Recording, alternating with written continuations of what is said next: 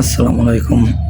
আজকে খুবই দুঃখের একটি সংবাদ, সেটা হলো আমাদের প্রিয় ক্রিকেটার তামিম ইকবাল ভাই আজ অবসরের ঘোষণা দিয়েছে।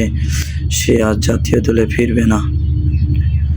কথাটা শুনে মনে খুব কষ্ট পেলাম। জীবন খুব কষ্টের, এরকম কথা শুনতে হবে কখনো ভাবিনি। অনেক আশা ছিল সে জাতীয় দলে আবারও ফিরবে, কিন্তু সে আর ফিরল না। মানুষের নানান কথাবার্তার কারণে তার কেরিয়ার শেষ হয়ে গেল। আমরা তোমাকে কোনোদিনও বলবো না, তামিম ভাই এই বাংলাদেশকে অনেক কিছু দিয়েছে। তার এই নতুন প্রজন্ম তা হারে হারে টের পাবে, অবশ্যই পাবে। আমাদের লর্ডসের সেই সেঞ্চুরির কথা আজও মনে পড়ে। তামিম ভাই করেছিল, বাংলাদেশে আর কেউ এখনো পর্যন্ত করতে পারে নাই। ইংল্যান্ডের মাঠে লেখা থাকবে তামিম ভাইয়ের এই কীর্তি। যখন সে এক হাতে ব্যান্ডিজ নিয়ে মাঠে নেমেছিল, তার ভিডিওটা দেখে, খেলাটা দেখে 18 কোটি মানুষ কেঁদেছিল। আর সেই তামিম ভাই আজকে বিদায় নিচ্ছে। খুবই দুঃখের বিষয় ভাই, তোমাকে বিদায় দিতে হচ্ছে। আমাদের মুখ থেকে কথা বার হচ্ছে না। এরকম কখনো কল্পনা করিনি সে বিদায় নেবে। আমি জানি সে আরও কিছু ম্যাচ খেলবে, কিন্তু সে আর খেললো না। কিন্তু বিপিএল আপাতত কিছু একটা ঘটনা, হেলথের কারণে এই ঘটনা, মানুষ তাকে অনেক কিছু বলেছে, কিন্তু সত্য কথা কেউ বলে নাই।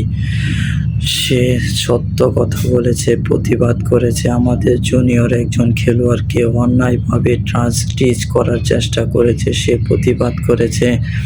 মানুষ অনেক কিছু না জেনে অনেক কিছু বলে ফেলে। পরে তামিম তার সাংবাদিকের সামনে সব কথা বলেছে। যাই হোক, ধন্যবাদ ভাই, ভালো থাকবেন, যেখানেই থাকেন ভালো থাকবেন। আপনার ভিতরে যা কিছু আছে আপনি বাংলাদেশকে সব কিছু দেওয়ার চেষ্টা করবেন, যেমন আমরা এই নতুন প্রজন্মে আরেকটা তামিম দেখতে পাই। আপনি সেটাই করবেন।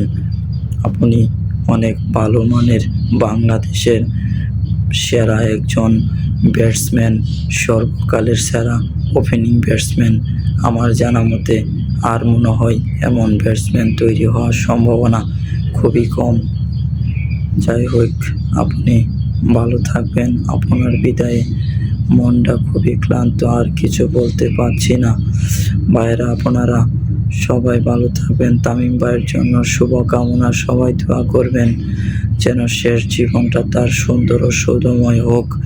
আপনি অনেক ভালো থাকবেন, বিপিএলে ভালো পারফরমেন্স করবেন। বিপিএল ছাড়া আপনাকে আর দেখা যাবে না। ধন্যবাদ ভাই। বিদায় একজনকে নিতেই হবে। বিদায়টা আপনার ভালো হোক খারাপ হোক সেটা আমি বুঝি। আমি টিভিতে আপনার খেলা দেখার জন্য বসে থাকতাম, এখন থেকে আর দেখা হবে না ভাই। আমার ক্রিকেটের ভালোবাসা উঠে গেছে ধরা গেলে আপনার কথা শুনে। আরেকটা ক্রিকেটার আছে, সেও মনে হয় বিদায় নেবে, সাকিব আল হাসান। তার জন্য মনটা আমার অনেক কাঁদবে। আপনারা দুজন বিদায় নিলে বাংলাদেশ ক্রিকেট একদম অদম্যে থেকে যাবে, অবহেলিত থেকে যাবে। আশা করি এর থেকে বাংলাদেশ ক্রিকেট বোর্ড ভালো কিছু করবে, তারা ভালো খেলবে। ধন্যবাদ। বিদায় বলার মতো ভাষা নেই। সবাইকে একদিন বিদায় নিতে হবে, তাই আপনিও বিদায় নিয়েছেন। তামিম ইকবাল ভাই, আপনি ভালো থাকবেন। 28 নাম্বার জার্সি আমি একটা কিনে আমার সুটকেসে রেখে দিব। আমি সেটা নিয়ে এই নতুন প্রজন্মকে দেখাবো, আমার প্রজন্মকে দেখাবো। আমি কোনোদিনও ভুলবো না সে 28 নাম্বার জার্সির কথা। ধন্যবাদ ভাই, ভালো থাকবেন।